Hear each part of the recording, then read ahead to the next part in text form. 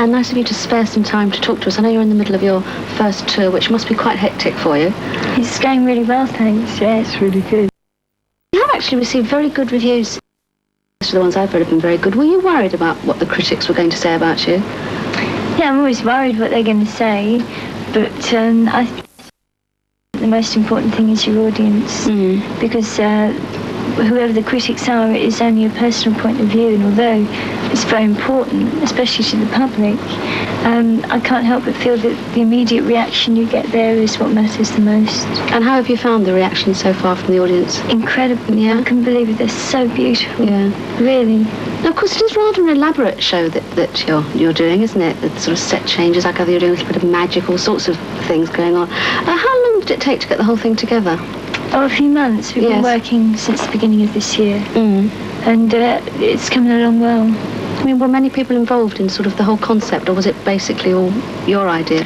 Well, the major concept is basically mine, but I've had a lot of help from people, and we've all worked together, really, on a lot of levels. And I think that's the best thing about it, you know, that everyone's really enjoying working with each other. Now that it has worked so well, I gather you're a little bit worried.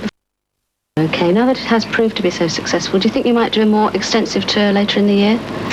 That really depends. So much depends on honeydews, you know, because it's very tiring with the travelling. I don't know, we have to wait and see.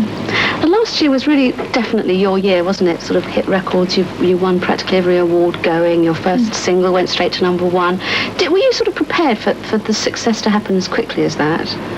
How can you be prepared for something like that? I mean, well, did it stun you slightly that everything was going so well? Absolutely. I mean, I'm still stunned by that. I honestly can't believe it. It never really sunk in. Yeah. It's something that you don't expect to happen.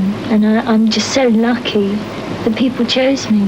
How old were you when you were first interested in music?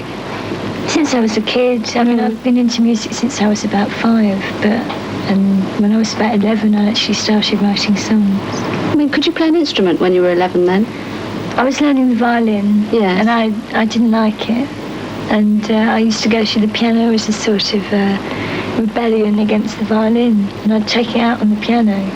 And you'd actually started writing at that young age. I mean, were your family musical? Did they sort of encourage you? Yeah, my brothers were, but I used to just sort of lock myself away. I was quite lonely as a kid, so I used to use my piano as a friend.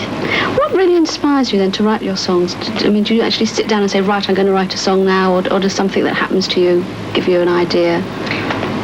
Well, even if I get the idea, I'll have to say, right, I'm going to sit down and write the song now, because you have to make that decision before you actually break through the thinking about it to doing it.